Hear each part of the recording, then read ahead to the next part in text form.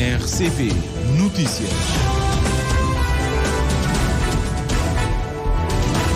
Ouvintes, muito boa tarde, são 13 horas, está a começar o Jornal da Tarde, então, como sempre a abrir, vamos aos títulos da atualidade.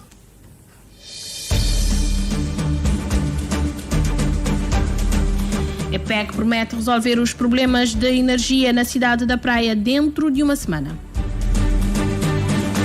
Espanha entrega 7 toneladas de ajuda humanitária a Cabo Verde. São kits de higiene destinados à população afetada pela tempestade Erin.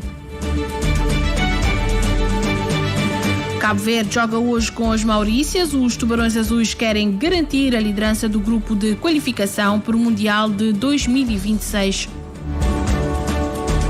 Há um cabo-verdiano entre os feridos no acidente do elevador da Glória. O número de mortos subiu para 17. São esses os títulos do desenvolvimento já a seguir, numa edição e apresentação de Milo Rodrigues, técnica de Nelson Neves.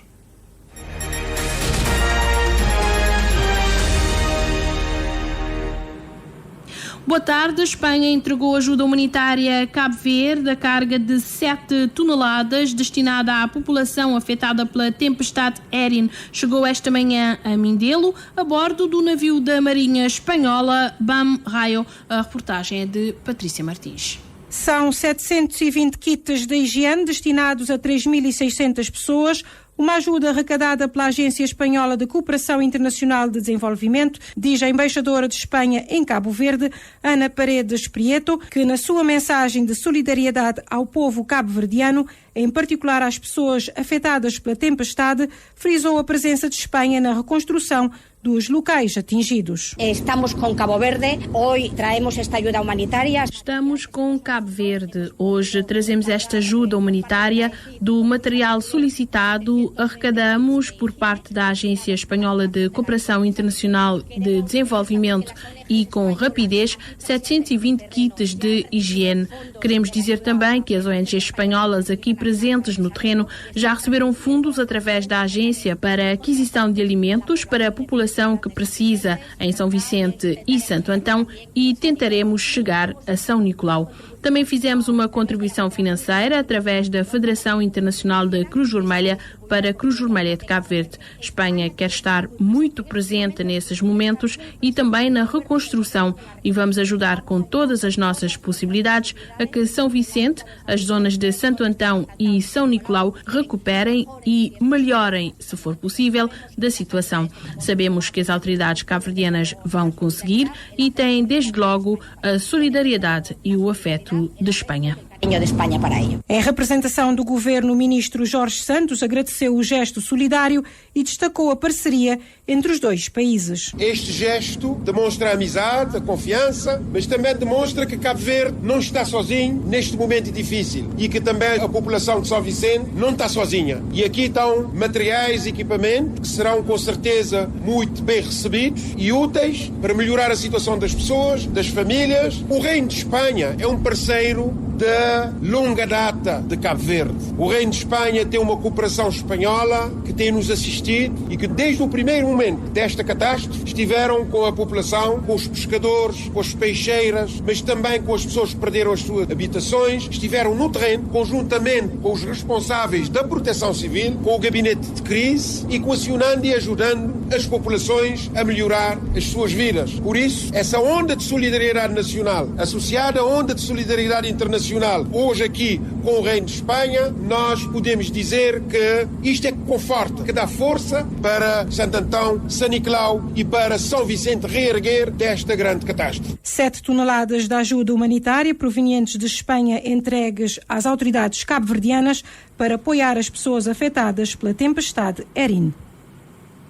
Ainda em São Vicente, o esforço feito pelas instituições de saúde no combate ao paludismo e à dengue poderá não dar os resultados esperados se não houver uma assimilação das medidas e o empenho da população cabo-verdiana na luta contra essas doenças. A convicção é de um especialista da OMS enviado ao país para analisar os riscos após as mais recentes chuvas.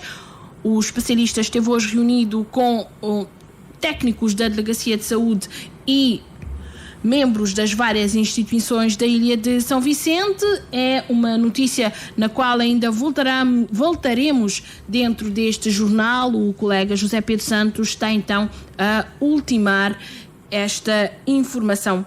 Passamos à frente neste jornal. A empresa de produção de eletricidade, de energia e água de Cabo Verde promete resolver os problemas dos cortes de energia na cidade da Praia. A EPEC diz que o problema poderá ficar resolvido dentro de uma semana.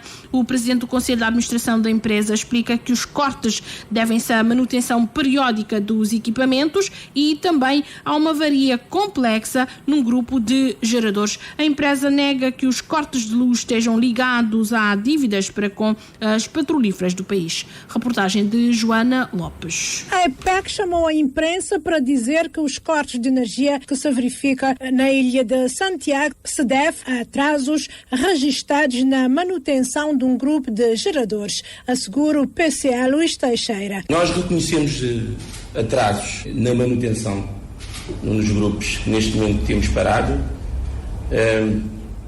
Portanto, são manutenções que são programadas. Pedir desculpa também de uma forma humilde, reconhecer esse atraso e pedir desculpas aqui à população de Santiago e por os últimos constrangimentos. Nós iniciamos uma manutenção em junho, a previsão era terminar a 19 de agosto, ou seja, 2 meses. Estamos agora em setembro e nós não terminamos. Porquê? Mais uma vez, volto a sublinhar um conjunto de fatores. Eu acabo de receber a informação que a última peça, eu até podia mostrar aqui o motor pronto para ser fechado, falta uma peça. A peça, por acaso, chegou hoje. Cortes provocados também devido a uma avaria num dos grupos de geradores. Estávamos a trabalhar com 4 grupos, ou seja, estamos a garantir potência, mas nós não tínhamos reserva, que é a tal vacila que está em manutenção. Portanto, tivemos uma avaria no Caterpillar 3 de Palmarejo. Estamos a falar de uma avaria muito, muito complexa. Promete o PCA ter o problema resolvido na próxima semana. Na próxima semana contamos ter o grupo operacional. Volto a dizer, é um trabalho complexo, que exige alguma perícia, alguma inspeção minuciosa, tempo, limpeza de cabeças, cilindros, etc. Próxima semana teremos o grupo operacional, se Deus quiser, se as coisas correrem como nós prevemos, e estamos confiantes que a nossa equipa vai pôr o grupo operacional. Desmente a informação que coloca como causa dos cortes de energia dívidas para com as petrolíferas do país. Desmento categoricamente, não tem nada a ver. Aliás, graças a Deus nós temos uma boa relação com as duas petrolíferas, nós pagamos as petrolíferas, nunca tivemos nenhum problema de cortes por causa de combustível. Isto tem que ficar claro. Fraude e roubo de energia é um outro fator que vem contribuindo para os cortes registados, avançou o responsável. A empresa da produção de eletricidade de Cabo Verde promete resolver os problemas de cortes de energia na cidade da Praia dentro de uma semana. O PCA da empresa explica que os cortes devem-se à manutenção periódica dos equipamentos. O Governo confirmou em comunicado a mudança do Conselho de Administração dos TACV Cabo Verde Airlines. A mudança vai ser formalizada na Assembleia Geral da empresa, agendada para o dia 22 deste mês. A nota do Governo esclarece que o atual Conselho continua a exercer normalmente as suas funções até a data da Assembleia e que a decisão de substituir o Conselho foi tomada há algum tempo. A medida, segundo este comunicado do Governo, não tem relações com as ocorrências do dia 31 de agosto, que envolveram 2 aeronaves operadas ao serviço da companhia e que, garante o Governo, estão a ser acompanhadas pelas entidades competentes da aviação civil. A TACV também em comunicado garantiu a segurança das operações das 2 aeronaves que registaram estas ocorrências desde o dia 31 de agosto, destacando que são operadas por empresas internacionais com elevados padrões de manutenção e segurança. A companhia aérea explicou ainda que os aviões foram contratados para assegurar as ligações interilhas em regime de wet leasing, que inclui a tripulação, a manutenção e o seguro. Ambas as companhias são reconhecidas pelo seu compromisso com a segurança operacional, utilizando práticas de manutenção de primeiro mundo e passando por rigorosos processos de auditoria e certificação regulares diz o comunicado dos TACV.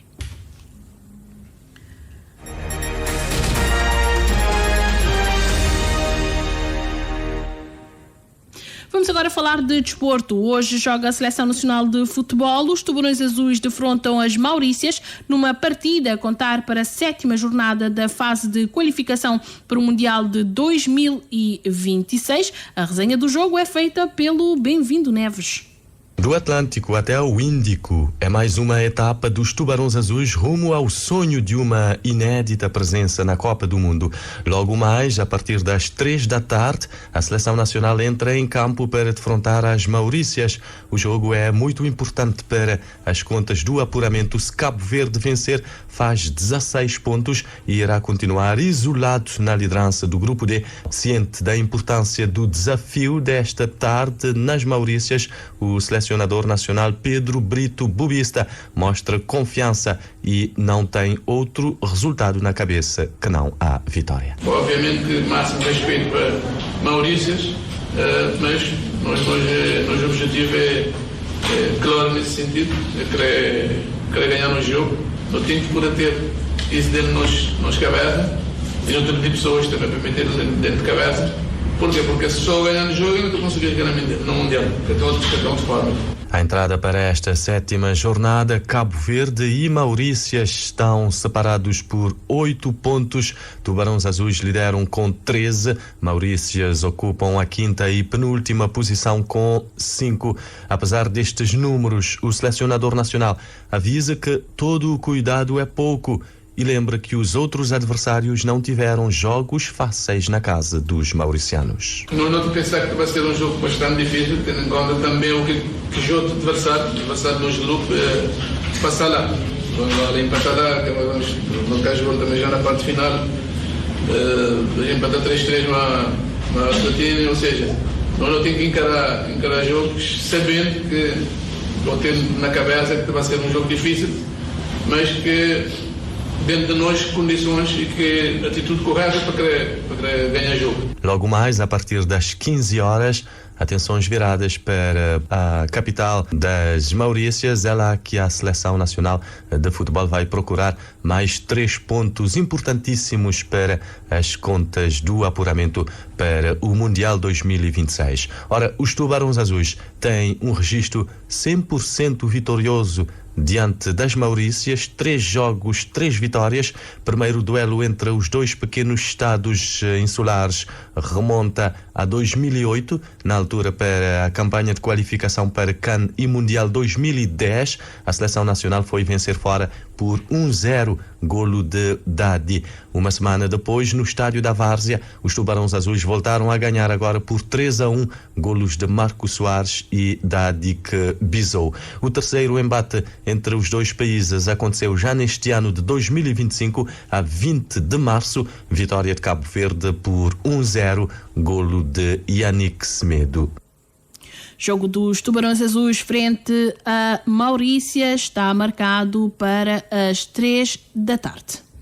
No Sal, um torneio de futsal organizado pela Associação da Juventude Salense termina hoje com um ato de solidariedade para com um jovem que perdeu os familiares durante a tempestade em São Vicente. A cerimónia enquadra-se no programa alusivo final do torneio de futsal da ilha e vai ser disputado hoje à noite. Uma reportagem de Moisés Évora.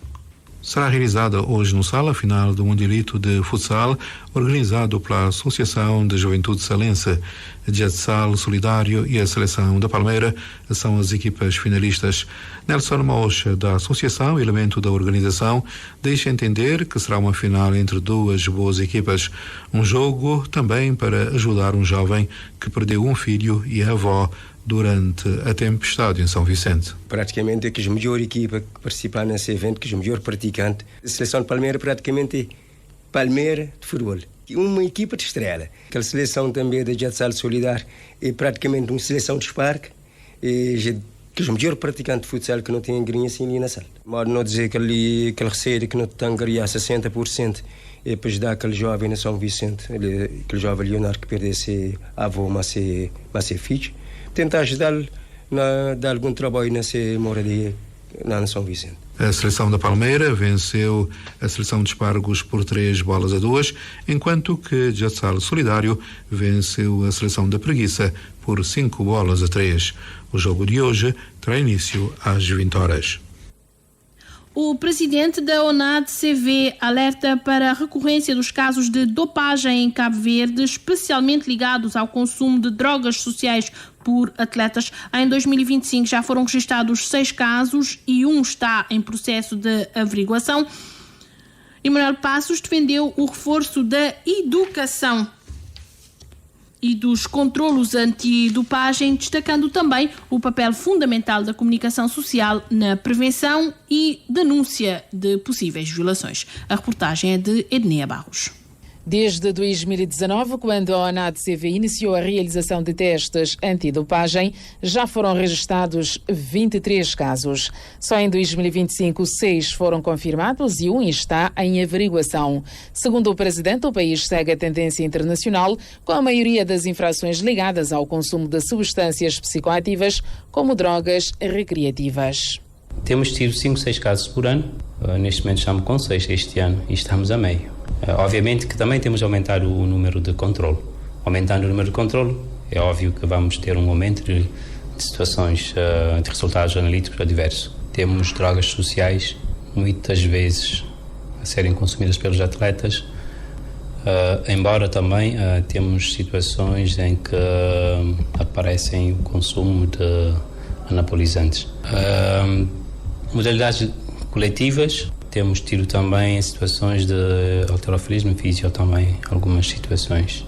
Mas para nós, mais do que a quantidade, neste momento, é saber que a cada dia que passa, os atletas, os dirigentes estão a ganhar consciência da responsabilidade que cada um tem nesta luta, das consequências. Quando eu digo consequências, não estou a falar apenas em termos desportivos, mas consequências na própria saúde. A ideia é garantir a integridade do desporto e proteger a saúde dos atletas, principalmente dos mais jovens que se espelham nos seus ídolos. Nesse sentido, Emanuel Passos destacou o papel estratégico da comunicação social na prevenção, promoção de valores e investigação de possíveis violações durante uma formação promovida pela ONAD-CV para jornalistas. Os jornalistas, vocês têm um papel fundamental na informação da sociedade, sensibilização, na promoção de valores. E eu acredito que com esse tipo de trabalho estarão em condições também de fazer alguma denúncia de algumas situações que poderão ser suspeitas da violação da norma antidopagem. Devem denunciar, porque caso contrário vamos ter atletas que os nossos jovens vão se espelhar, que irão imitar. Portanto, se a nossa missão de facto é proteger o atleta limpo, garantir que a nenhum atleta é lhe roubado o resultado do seu esforço, cabe a vocês, enquanto jornalistas, enquanto detentores do poder da divulgação da informação, nos ajudar neste processo. A ONAD-CV já tem um programa de educação antidopagem nas escolas, especialmente nas da iniciação desportiva e no ensino secundário do 10º ao 12º, mas o presidente Emanuel Passos admite que é preciso reforçar essas ações e parcerias para melhor sensibilizar os jovens sobre os riscos do uso das drogas.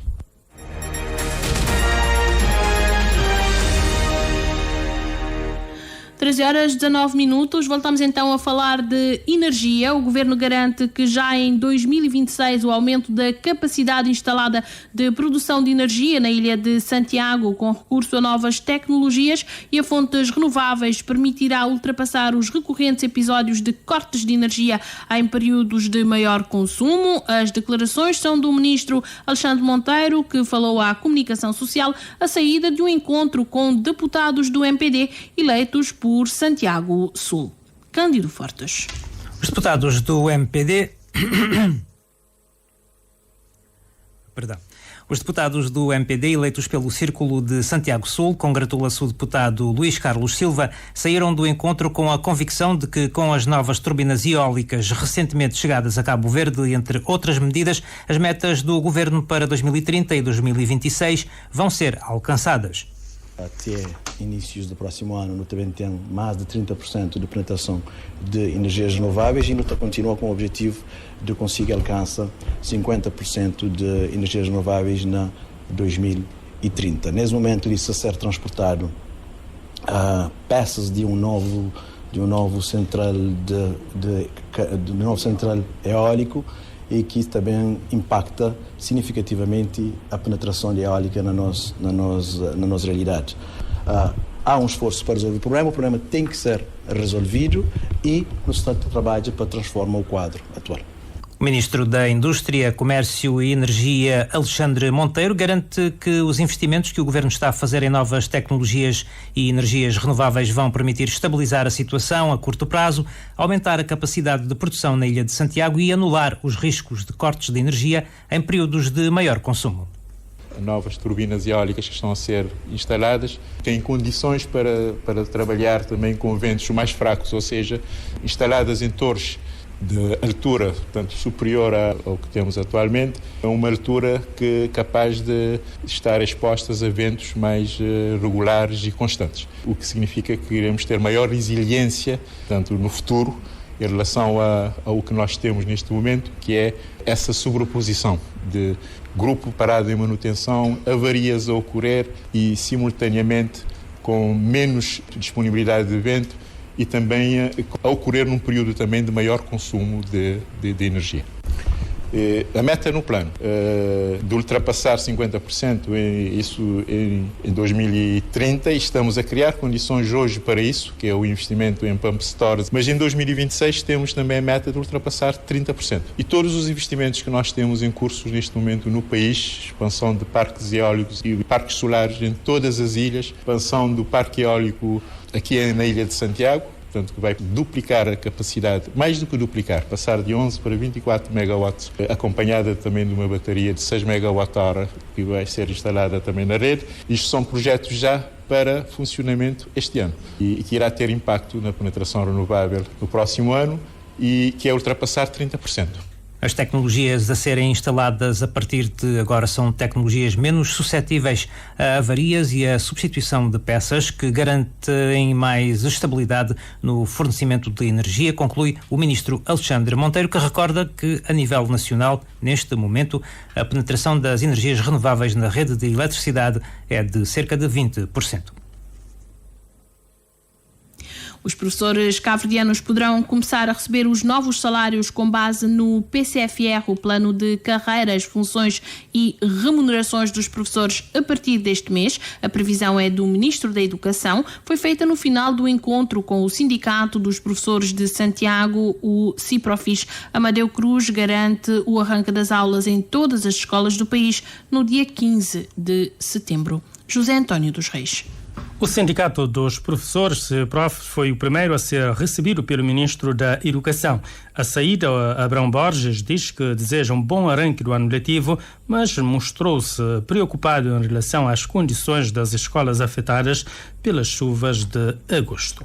Prende-se ainda com novos professores, ou seja, deixamos aqui aos professores que foram contratados no ano passado de que vão continuar a trabalhar este ano, que o contrato praticamente já está renovado, é só assinarem o contrato porque a lei é clara relativamente a esse processo e vão continuar os trabalhos e vai ser executado alguns professores e nós demandamos com uma questão sobre a questão do pagamento do salário desses professores para não acontecer o mesmo que tinha acontecido nos anos anteriores, em que os professores esperavam algum tempo para terem o salário. Isso nós esperamos que não venha acontecer e ficou claro aqui que não vai acontecer.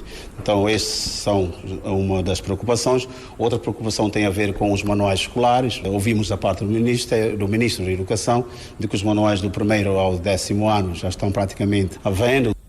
Outra inquietação do CIPROF prende-se com as reclamações dos professores sobre o plano de carreira, funções e remunerações, bem como a lista de transição. A lista já está publicada no boletim oficial. Se está no boletim oficial publicado, ela deve começar a ser paga. As reclamações é que devem ser ratificadas de acordo com novos boletins oficiais que venham, mas que o salário deve-se processar e temos a previsão e a nossa expectativa é ser agora em setembro. Essa é a nossa perspectiva, essa é a nossa previsão, perspectiva também da parte do próprio Ministério da Educação.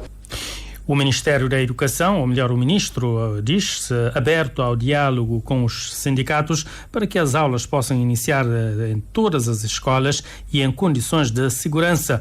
Amadeu Cruz garante que já estão criadas todas as condições para um ano letivo sem turbulências. Os kits escolares também já estão disponíveis, o transporte escolar está organizado em parceria com as câmaras municipais, ou seja, em todas as dimensões esperamos estar em condições de arrancar o ano letivo.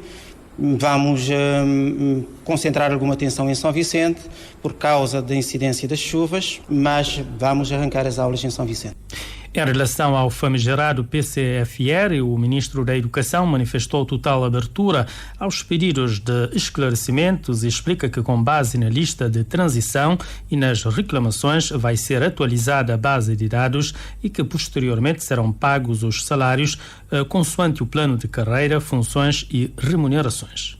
Assim que concluirmos o tratamento dos pedidos de esclarecimento, vamos iniciar de imediato a atualização da base de dados dos recursos humanos da administração pública.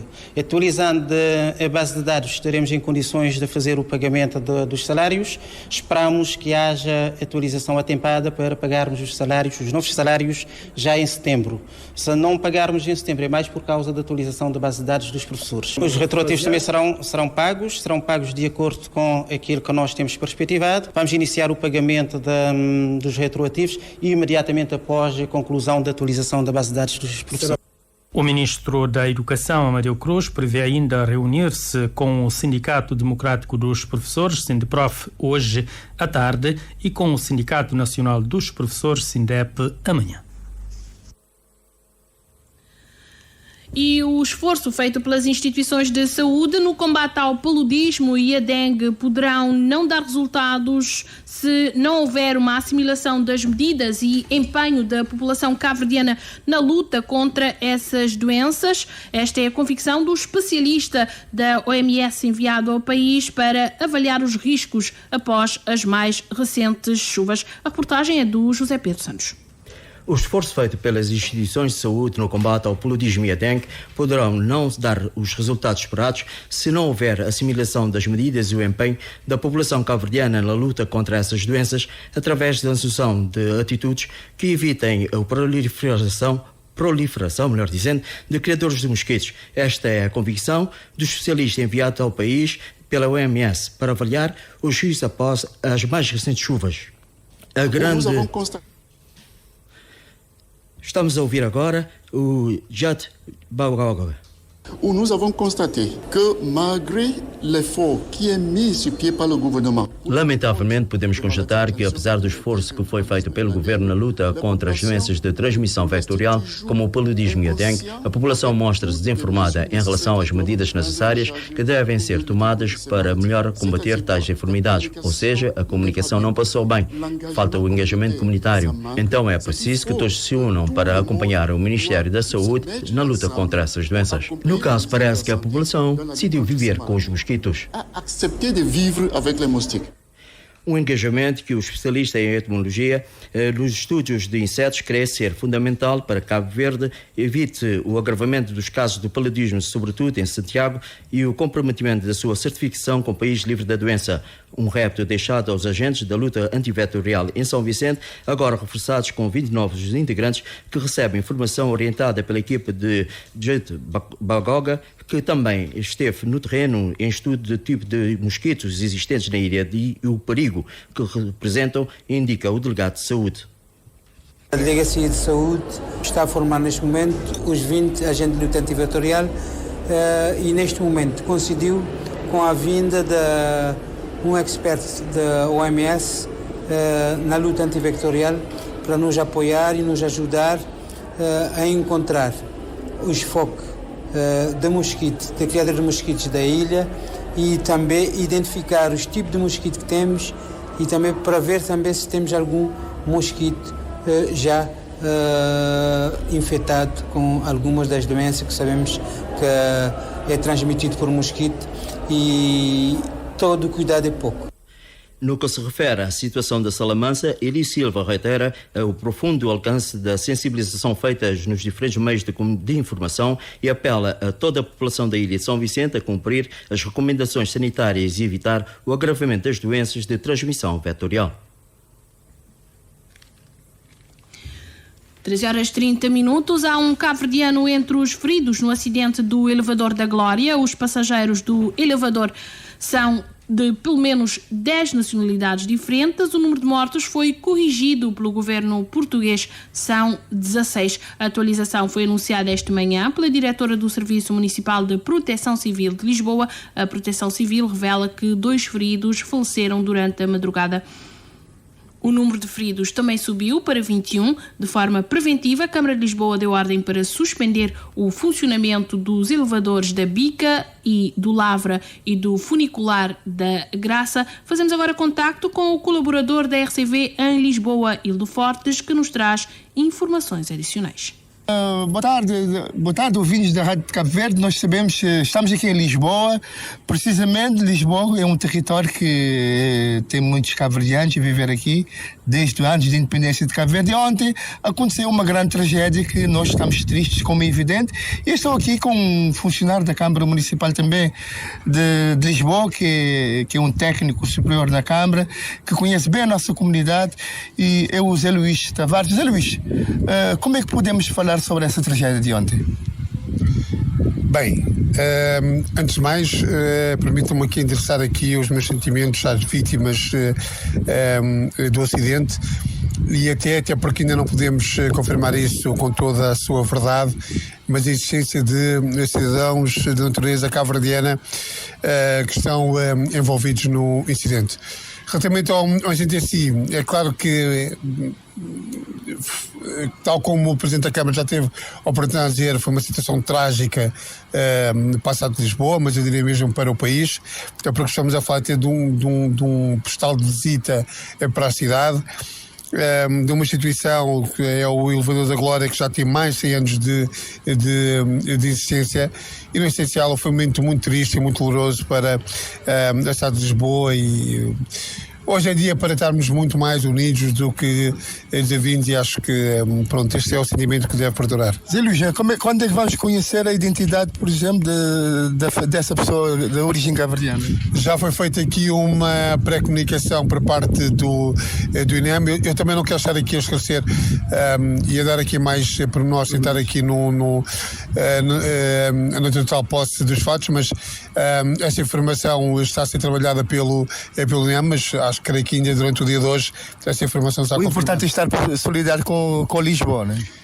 O mais importante, acima de tudo, e é o trabalho que a Câmara Municipal de Lisboa tem vindo a fazer, é dar resposta às famílias, dar todo o apoio às instituições que estão no terreno a trabalhar para que isto se resolva, e depois também a curto e médio prazo, acima de tudo, e sei que esta convicção que o Carlos Moedas tem, de saber exatamente o que é que aconteceu, e que a culpa não pode morrer solteira, e cada um tem que assumir aqui as suas responsabilidades para que isto nunca mais volte a acontecer. Muito obrigado. Exatamente, estou aqui a falar diretamente de Lisboa para a Rádio Nacional de Cabo Verde.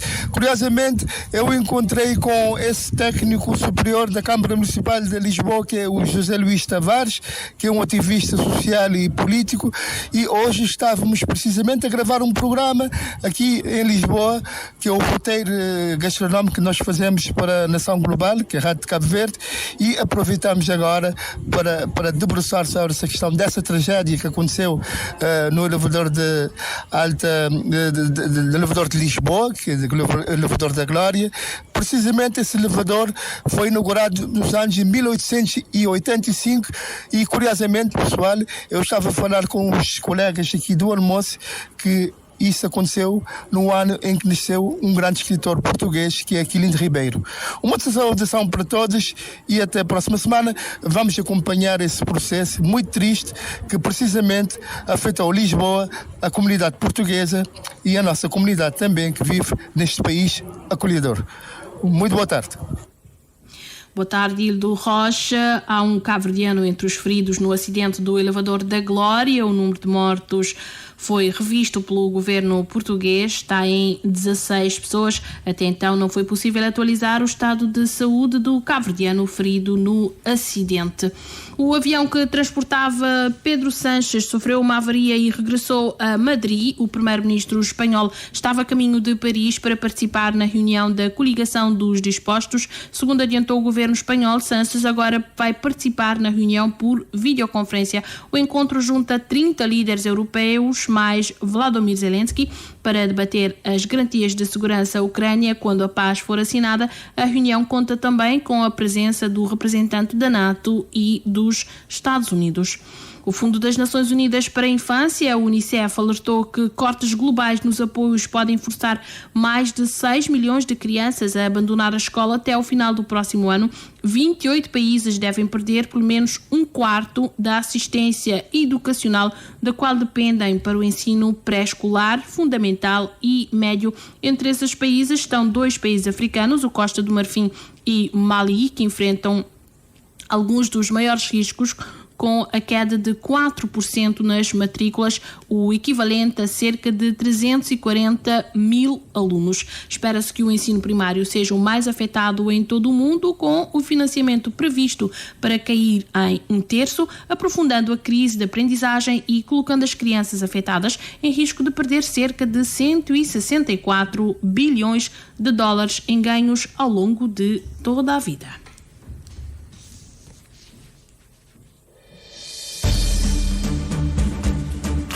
13h36, estamos a fechar esta edição do Jornal da Tarde. Vamos recordar os títulos.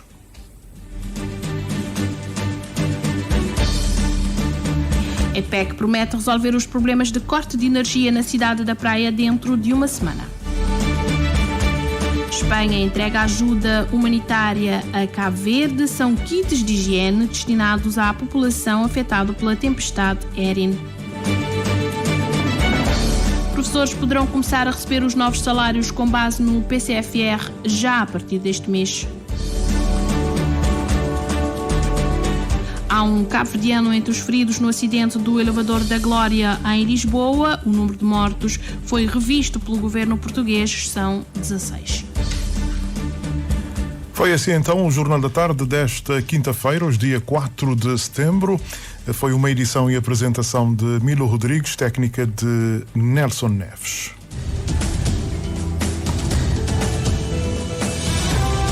Mais informações em www.rtc.cv e na aplicação RTC Mobile. RCV, o rigor da notícia e o melhor da informação a cada hora.